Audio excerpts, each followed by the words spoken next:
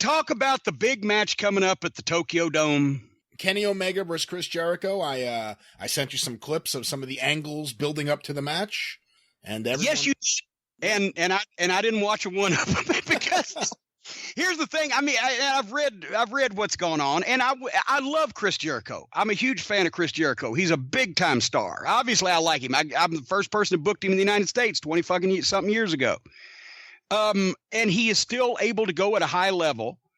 And I want to congratulate Chris Jericho for being smart enough to see an opportunity to make a shit pot full of money and get a lot of attention.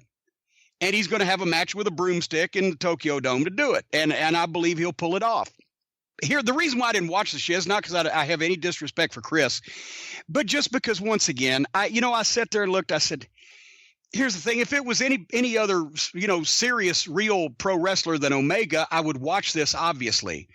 But just the sight of his fucking punk face and the sound of his whiny voice makes me sick to my stomach. And I didn't want to do that to myself this morning because I was already in a bad enough mood with my printer. So it's going to do big business. I'm not knocking this match. It's going to do big business in spite of Omega being in it. It's going to get a lot of attention because Jericho is very smart. And what I have seen from the written recaps that I've read is that he is basically doing exactly what you should do to draw a house in today's environment. He's not making it stupid. He's not making it silly.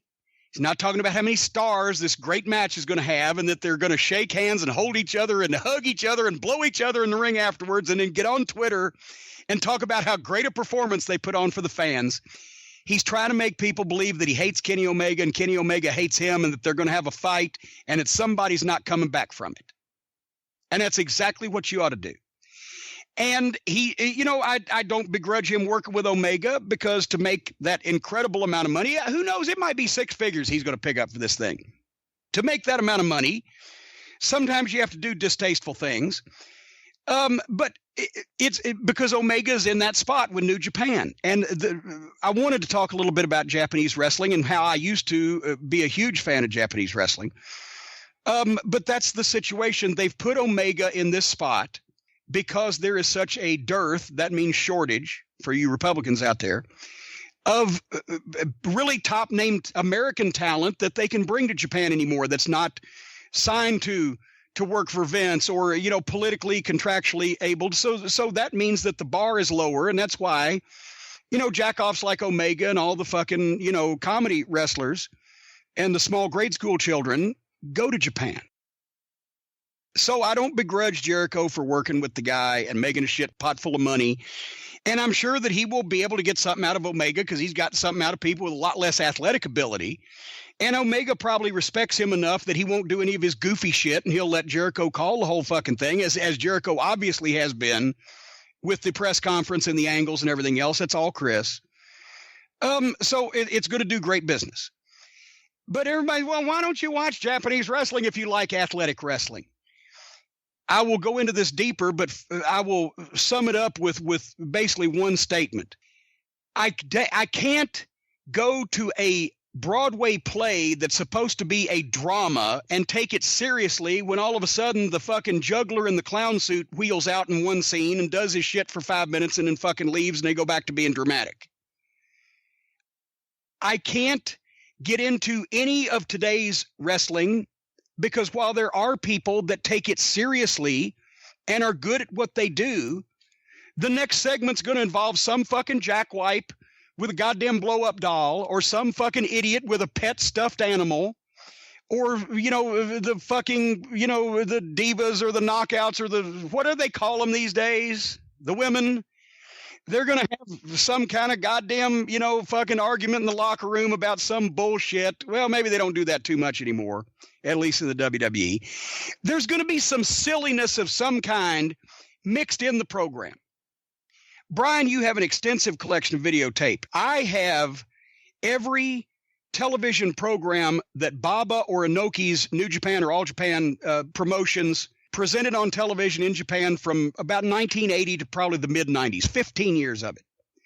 When I first started getting the fucking Japanese videotapes, I couldn't wait for the next one. I watched them over and over again because it was the only place in the world at that time that you could see every big name star in the business in main event matches, house show matches with the best, at the time, the best television production in the world for pro wrestling, crossing all promotions and all territories and all boundaries.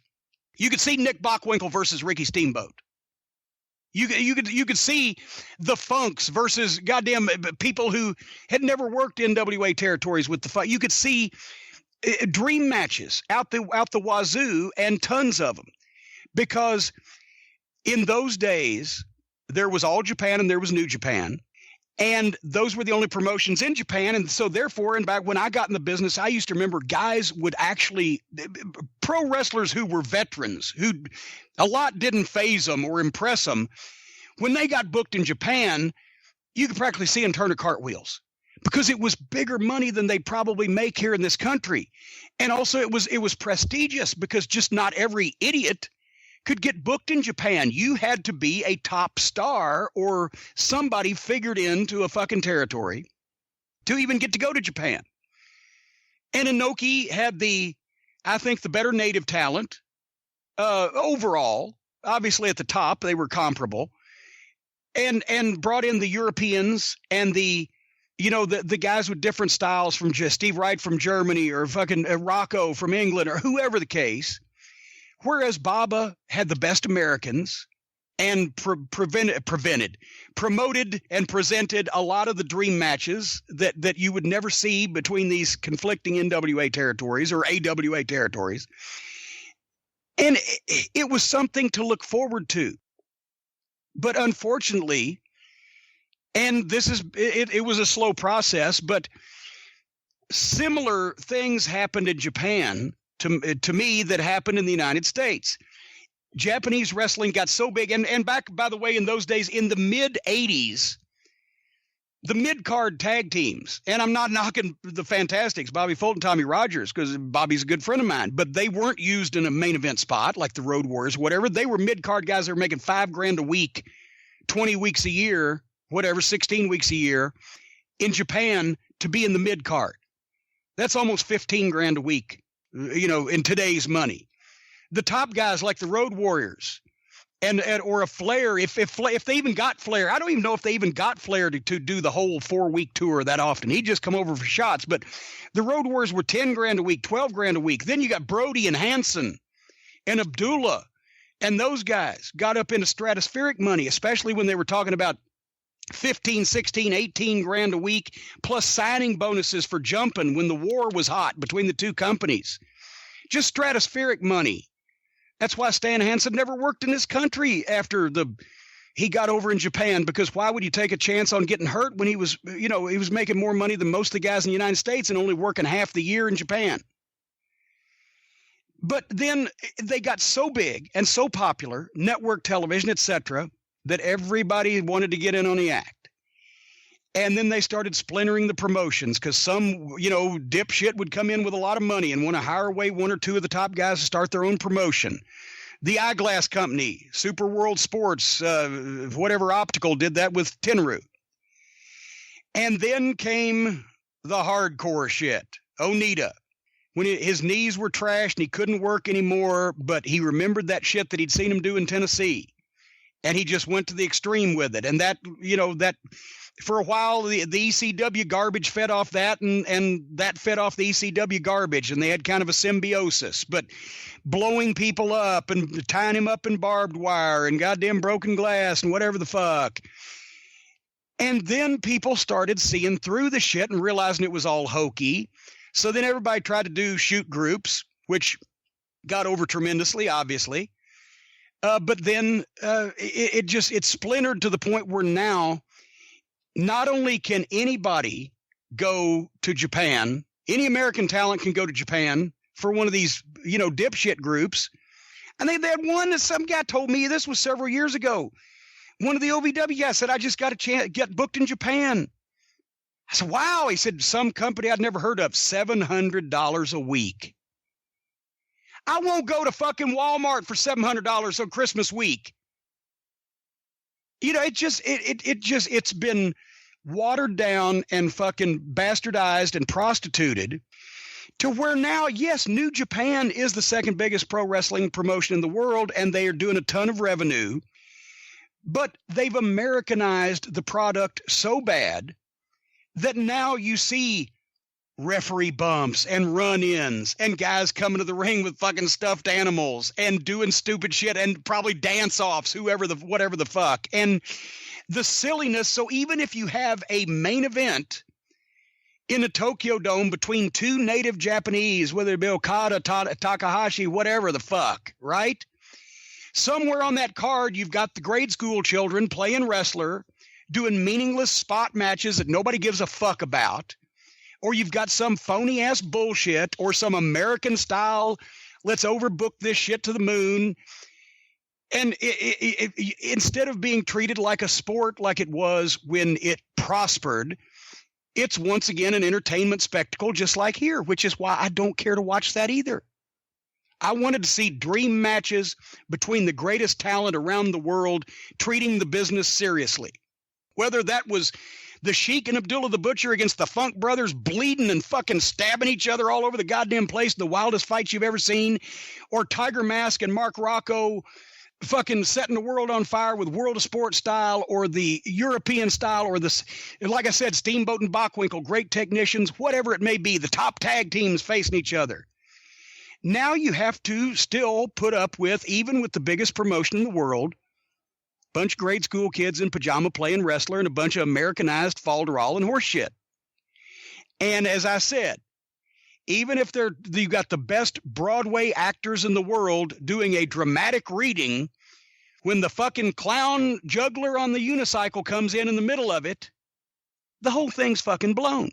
That's why I don't watch Japanese wrestling anymore either, because I'm not interested in the ballet club or the synchronized swimming or whatever the fuck it is that all these people are doing. And that's also why that Jericho and Omega is going to blow the roof off the place and money-wise, because Chris Jericho is not going to do anything fucking hokey or stupid. He's going to make everybody, or do the best he can to make everybody believe that he is serious and that they are serious and that you're going to see something that you don't normally see. It's the Buddy Wayne principle. Buddy Wayne, the Memphis Buddy Wayne, used to say all the time, said, when you really know when you're going to draw a house, when you get even those fans that sit ringside every week to go, well, say what you want about wrestling, but those two guys are mad. Well, you can say what you want to about wrestling, but people believe Jericho and Omega are mad. And Jericho's going to have a match with a broomstick and draw a ton of money. I just wish it was with somebody else so I could watch it and enjoy it. But my utter contempt for the existence on this planet of Omega and his ilk make it impossible for me to sit down and enjoy it objectively. Jim, what are your thoughts about considering, your comment there, Omega and his ilk? So, I mean, when you think of his ilk, I'm guessing in your eyes that would be the Young Bucks, it would be Joey Ryan. That's his ilk. Hey, who's the fucking kid that did the invisible hand grenade? He looks Taylor. Like he's 12 years old. Yeah, the guy that used to do the tennis shoes.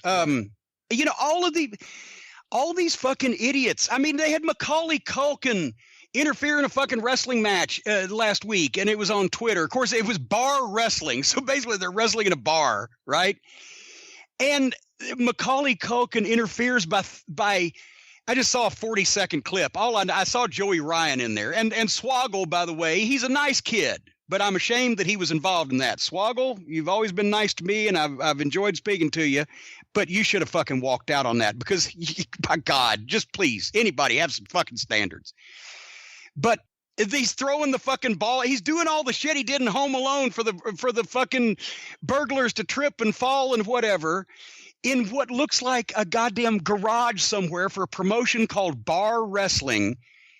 And there was Joey Ryan in the middle of it, obviously. Anytime he's such a fucking whore, and I mean that in the absolute possibly worst way that I can state it, because I've had respect for some whores that were good at what they did. He's got to be in everything that might get any attention, and they take apparently a 30-second clip of this thing and put it on ESPN on one of the bumpers going to the break, right? Like, look at this fucking tomfoolery. They could have put the fucking, the horse that counts to 5 with his foot and, in the same spot. And the fucking dick guy had the nerve to tweet out, well, see, I'm getting mainstream recognition for wrestling around the world again. No, what you're doing, no, they never even mentioned his name. They laughed at it. They said, well, look here, you know, ha, ha, ha, look at what went on here. He did another thing that a mainstream media outlet shows a clip of to make complete mockery of wrestling, and look how silly it is, and look at these stupid people that go to watch it. And he's proud of that. I consider that the ilk. I consider anybody who does a dance-off part of that ilk. I consider anybody that does invisible hand grenades part of that ilk. I consider anybody who takes power bombs off the top of fucking ladders through tables and jumps up and doesn't sell them part of that ilk. They disgust me. I hope they all die horrible diseases in front of their families, because it's fucking ridiculous that this is allowed to go on. And then everybody, and here's another reason why I don't care if I ever appear at another fucking pro wrestling show again. Because now some of the fans, they're all over Twitter. Why shouldn't pro wrestling be silly and fun and entertaining? We know it's not real. You fucking morons. That's not the fucking point. Let me try to back this up for you, for your simple minds, so that I can possibly get something in there that will register in your fucking microscopic fucking dinosaur-sized walnut brains. It's not whether people believe in wrestling or wrestling is real or not. It's the fact that these jack-offs, these fucking ass wipes, these cum stains on the crotch of wrestling, publicly, deliberately, on purpose, mock and make fun of the business they're in, because they don't have the talent to do it the right way. And the people who run these shows encourage it. And the boys who fucking... Cody Rhodes was defending these fucking people, the son of Dusty Rhodes. I know he has to work with them, but goddamn, have some respect. Just Cody. He's not allowed to use the name Rhodes. Well, whatever. And he shouldn't after that. I love you, Cody, but fuck, don't say things like that. Don't encourage these fucking people. Everybody on every one of the wrestlers on shows with these fucking people should walk out. Every one of the fans, well, I get the 300 or 500 fans that come to the bar wrestling shows or whatever that like this kind of thing. Yeah, they may not walk out, but the boys, the wrestlers should walk out. The promoters and bookers should be ashamed of themselves if this was at a time when wrestling was still presented properly and done right and power structure was in the right place. They'd all be prevented from ever running shows again. It's not what wrestling is. It's not what wrestling was supposed to be, and wrestling hasn't evolved, as we've mentioned many times. Just because you're 19 years old and you get a tickle out of seeing somebody throw somebody around with their dick, and the houses have come up from nothing to next to nothing over the past 2 years, and you think wrestling's in a resurgence and it's evolved. No, you're fucking idiots. The only wrestling resurgence is because it's stronger than it was 3 years ago. It's still a microscopic percentage of the size it was 30 years ago because of tomfoolery and bullshit like this. I don't give a fuck whether everybody knows wrestling's a work or not. And as Jericho is about to prove with the broomstick, you can still fool some of the people some of the time. But if you don't have the talent or the ability or the look or whatever it takes to do this the right way, and you decide you're just going to get over by fucking doing bullshit and laughing at your own business and making a mockery of it in front of people, fuck you. You don't deserve to be in it. This is not a goddamn rant to get people to listen to my podcast, because people already do that. All I have to do anymore to get heat is just tell the truth. I used to have to lie. Back when I was a manager, wanted to get people mad at me, I used to have to lie. Now all I have to do is tell the truth. I hate you people. You fucking suck to me. You don't deserve to be in the business that I've been in for so long. You are complete and utter fucking trash. And I'm sorry. That's my opinion, and I'm entitled to it. And you know what? I know more about wrestling in my fucking sleep than any of these goddamn dance-off jack-offs. Oh, good Lord. The ballet club. The ballet, that should be a T-shirt. The ballet club. I think Gary Capetta called it synchronized swimming. Ballet club's pretty good. That's actually a pretty good idea. You know, well, good. Then they can send me 10%. Well, let me ask you this. If it wasn't for me and a lot of people of my era, they'd be waiting tables at fucking Chili's because there wouldn't be any wrestling. And if it wasn't for goddamn guys like fucking Lou Thez and Buddy Rogers, I wouldn't have never gotten to wrestling to begin with because there wouldn't have been any wrestling. But now in 30 years, boy, I sure would love to get into wrestling because I'd like to fucking grab some guy's dick and have me thrown around the ring with it, and then I can pull out my invisible hand grenade and blow him up, and then we can all do a dance routine before we take a bow to the 300 people in the high school gym. Thank you, Young Bucks. Well, thank you, and Joey Ryan. Thank you, hand grenade guy. And Omega's the worst one of the bunch. Because at least these other guys are marginalized in mid-card spots, but they're pushing him as a main event guy when he had a match in front of people with a blow-up doll, which I will never let him forget, nor will I forget. And it's not something that anybody who gives a fuck about the wrestling business really truthfully down deep can move past. Fuck this fucking guy. I long for the days when anybody in the locker room would have just pulled his eyeballs out, ate him, skull-fucked him, and thrown his remains in a ditch. Well, Jim, as I was leading into my question a while back. Yes, that's your question a while back. Kenny Omega and wrestlers of his ilk, and we've kind of figured out who you're talking about and guys like mine. Who the ilk is. Yes, we figured out who this ilk is. And by the way, Chili's is 2 for 1 drinks. Let's not put down Chili's. But when you look at these guys, how do you weigh your issues with them and their work and what they're doing and what they're putting out there versus... And this is something I've actually thought a lot about lately. And I don't agree with you on every one, but there are things I do agree with you about with this. But versus the actual progress that's being made towards guys having opportunities outside of Vince because they can now control their merch. And these guys are kind of in the middle of that. They can go to Japan. They can work these super indies. And now with the stories about Cody and the Young Bucks potentially attempting to do a 10,000 seat show this year. But, let's just say hypothetically it happens and it comes off and it works. That one event. Let's just say that happens. Yeah. How do you weigh those things, which in effect, because it creates an alternative to Vince McMahon without it being a national promotion, but that kind of way of doing business now in modern indie wrestling. How do you weigh that progress versus all of these complaints you have about I'm all in favor of that. I've said the whole reason why that the loss of the territories was so damaging was because guys had fewer options, places to work, and guys had fewer options, a way to make money and shorter careers and et cetera, et cetera. I'm all in favor of guys promoting themselves and pushing themselves and making their own money and making their own merchandise money. And I do very well with that myself. But not when you're a complete jack-off making a mockery of the business that everybody else has to be in. For the guys who are serious about it, it hurts them too. Because this is a niche product more than ever. Daniel Cormier just tweeted about the Ring of Honor sequence with the Young Bucks and a bunch of other fucking acrobats. I don't know who the fuck they were. He said, fuck, do a body slam, a pile driver, something. This fucking horse shit, what is this?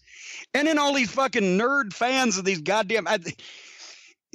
let me just say this. They're on sale in Hot Topic, right? You're a grown adult man. Have you been in a Hot Topic store? No, I'm not a teenage girl in the 90s. Yeah. All these guys who want to be teenage girls that are going and buying these fucking T-shirts at Hot Topic, they didn't know who Daniel Cormier was. A guy who made more money in one fight than any of these fucking assholes did last year. A guy who's a UFC fucking champion, for fuck's sake. He's a wrestling fan and he can't stomach it.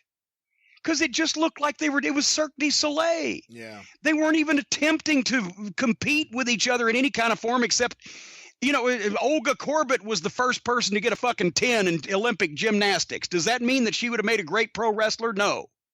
So if you can't do what you're supposed to be doing in a given profession, don't be in that goddamn profession. Don't use your shortcomings, whether they be athletic or personality or size or whatever, to get yourself over at the expense of everybody else in the business is trying to do it right.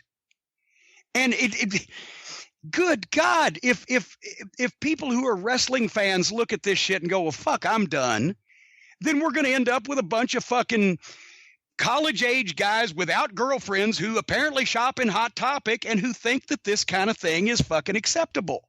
And that's not a very big portion of the world, I would assume. I would like to see some sort of statistic, the number of shirts shipped to Hot Topic versus the number that are actually sold at Hot Topic. And I also wish there was some sort of like exit interview you can give people and say, did you buy this shirt because you know who these people are or because you like the design? Because I actually think with Hot Topic, that's primarily what you get. You don't get people going in there saying, I mean, I'm sure you do some, but saying, oh man, the Bullet Club. I love the Bullet Club. I think you get people saying, oh, I like that design. That must be a hot thing. I don't know. If I believe they're selling the shirts because if you've got a Hot Topic in your town, that means it's a pretty big town. And so that means there's going to be 100 people that fucking like that kind of thing in that town or whatever. It's not, but once again, I'm all in favor of the guys having I want more promotions that employ more talent because that way guys have more of an option instead of just having to go one place and having short careers or be at the mercy of anybody's whim or whatever. But would more of the promotions be this horse shit that limits us to a niche audience? And if there was a promotion, as I had hoped Ring of Honor would be at one point, that was actually going to do serious athletic pro wrestling, would people laugh at it because they've seen all the other shit? And how can you fucking get people to take something seriously when the parody is uppermost in their minds? Frankenstein would have never scared anybody if Young Frankenstein had been released first. And that's just, I'm sorry, it's just human nature. When you see something made silly for so long, they've already turned off the fans like me that wanted to see wrestling amongst grown men, seriously. And that doesn't mean seriously like there can't be any comedy. That's what these fucking nitwits that have been born since they actually did this shit. But there's no excuse because you can go on YouTube and look it up, right? You can see real wrestling from the past. But it's incredible to me that these fucking people can't see that all they're doing is making this shit. It could be fun and entertaining and silly. Yeah. So 500 people in the rec center will go to see it. And all the millions and millions that used to go to see it on a regular basis have said, why the fuck would I watch that shit? That's about where we're at. So I don't know if you could, I don't think you can have a serious promotion anymore, but you could at least try to be serious in the fucking, context of what we've got to work with. Well, that's what it is. That's kind of it right there because they're trying to pop each other. It's like when we used to be at fucking Carrizo Springs, Texas, in front of 90 people in a goddamn tin shed out in a mud field, and we wanted to kill the town so we'd never have to go back. And the guys would try to top each other doing silly shit so the people would never want to see wrestling again. That's what they're doing now, except they're trying to do it to entertain themselves, and they think because the people who like that kind of thing, that's the kind of thing those people like, they think they should do more of it.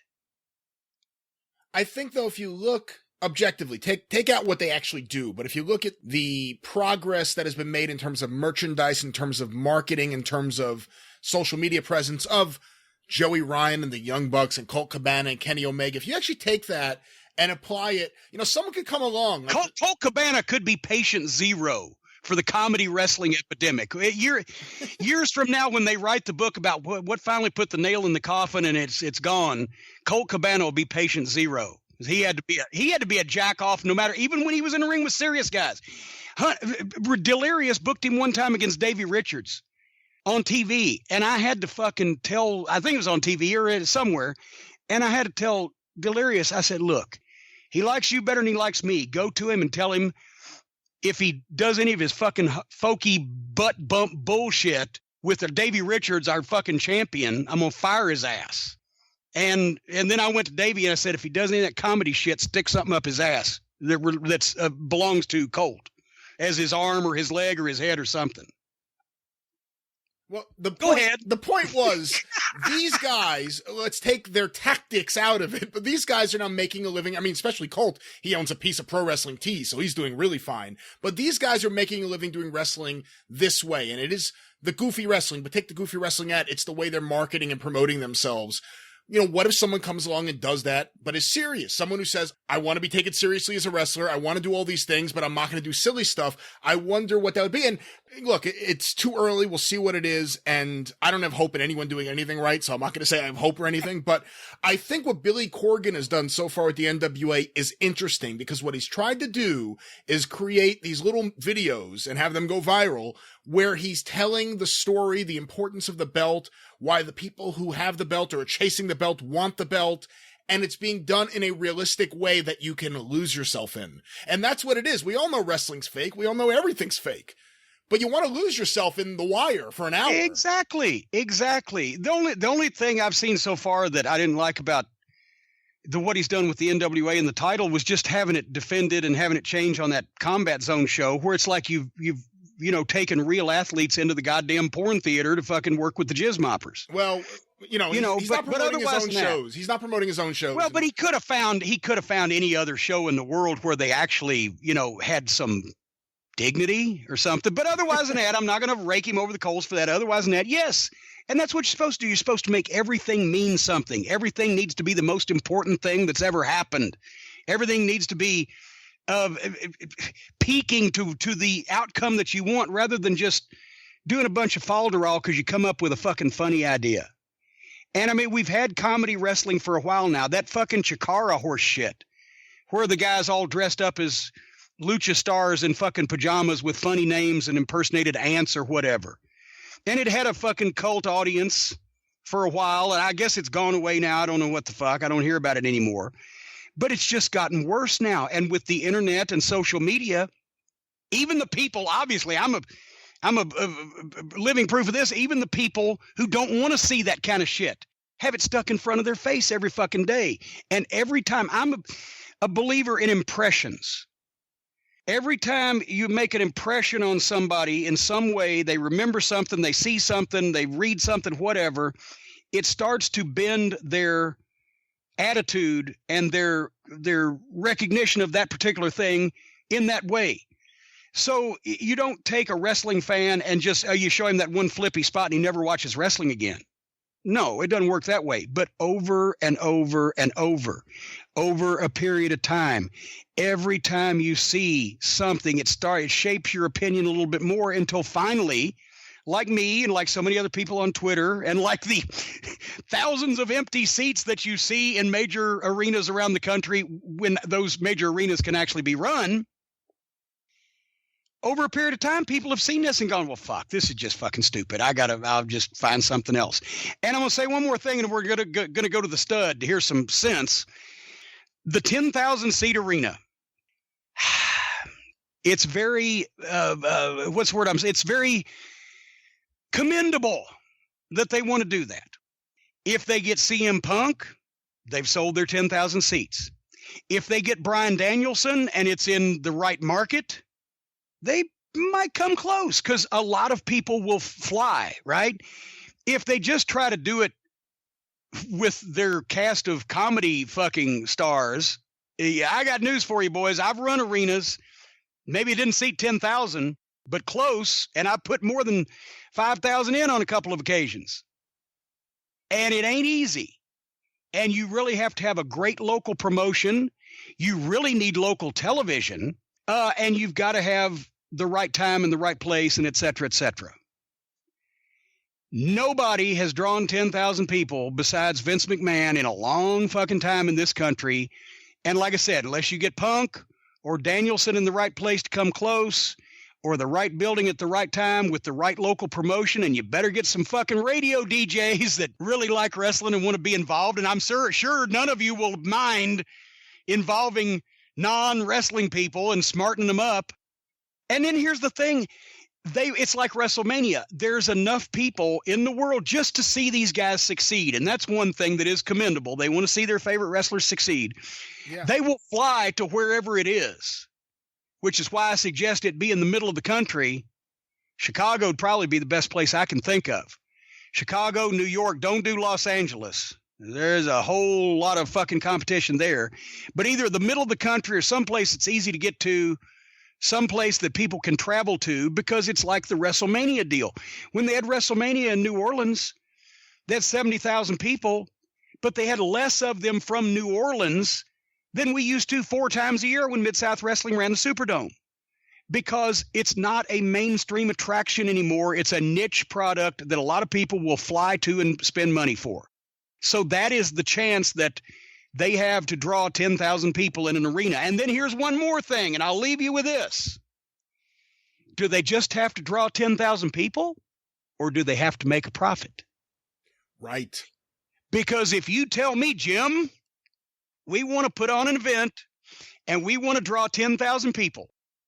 Here's the checkbook, and we don't care what you bring back.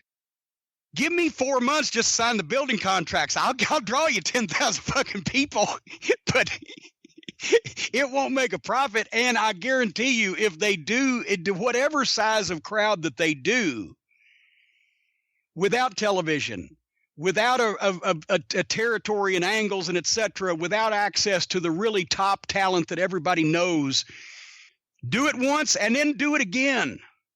I dare you, I double dog dare you to do it again, because the second time it'll be twice as hard and you get half the fucking law of diminishing returns. That's why it was so remarkable what the territories were able to do in drawing that many people over that long a period of time, that often, because they were in the markets, they knew what the people liked, they had the TVs, they had the promotional vehicle, and the people fucking believed it and wanted to go see what was going to happen. So for all those reasons, let's see what happens. But one of those things, I predict that one of the things that I just predicted will happen if they run this show. And it will be interesting to say, and we'll be able to tell by the location that they run and by the show, the card, whether they need to make a profit or not. And actually, they might just pool their money and say, fuck, we're going to take a bath of about 20 or 30 grand a piece on this, all 5 of us, but we'll make the money back because we'll look like such hot shit afterwards, and nobody has to see our books. Because that's one thing. That's what you ought to ask the stud about that sometime. Here's a good segue. Ask the Tennessee stud about that sometime, because that's what his family was geniuses at. They would go in, open up a territory, hot shot it, and then sell it to somebody. And then they'd go off and open one somewhere else, and the fucking guy who bought it would be like, wait a minute, what the fuck happened? All of my business is hitting the fucking basement, because they hot-shotted it to get it up and made it look good, and then they made their money by selling it. Jim Barnett, Australia. Well, there you have it. Oh, but you said something I have to ask you about, just the way you said it. Do you think CM Punk would be a bigger draw than Bryan Danielson? Yes. Why?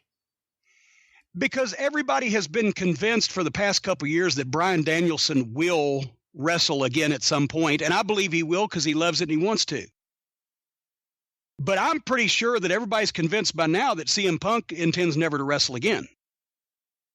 You always pay more and have more urgency of need to go see something that you think you can never see again, rather than something, well, if I wait a year or two, I'll get a chance to see him. It's just human nature. It's always so. Ron Wright, he didn't get out of the wheelchair for a fucking year till the people were convinced he wasn't going to get out of the wheelchair. Then he got out of the wheelchair. CM Punk, they're pretty much convinced he probably ain't going to wrestle anymore. At least more so than with Bryan Danielson. It's not talking about their respective talent or how over either one is. Right, it's just that, to see CM Punk wrestle one more time, people would fly from everywhere. But they probably all believe and hope that Bryan Danielson will start wrestling again and wrestle more than once again as soon as his contract is up or whatever he's got to do. So it's not as urgent. You've got to create urgency. Right. This will never happen again. And then when it draws big, then you figure out a way to bring it back. Right, 10,000 if you could lose some money. Main event CM Punk versus Bryan Danielson. Well, there you go. If they did that, then they might not even have to lose any money. I just dare them to do it again. Right, and because it's not a promotion. See, the good thing is, because it's not a promotion, because it's technically a collective of the actual workers, Punk and Bryan, if they were going to do something like that, they could say, forget about just payday. We want a piece of everything. Everyone can be partners. Oh, well, my God, yeah. It's like United Artists. They're not even going to. I got news for you. If CM Punk or Bryan, well, I don't know about Bryan. He's such a nice fucking guy. But unless CM Punk was feeling charitable, he wouldn't be partners. He'd be Conor McGregor. He'd be the guy. Give me fucking 35% of the fucking gate off the top, and I'll fucking do it. The rest of you pay the rent, pay the expenses, and figure it out best you can. I would do the same thing. So I commend Punk for this decision that he didn't make, that he's that I made for him right now. I agree with your business decision, CM Punk.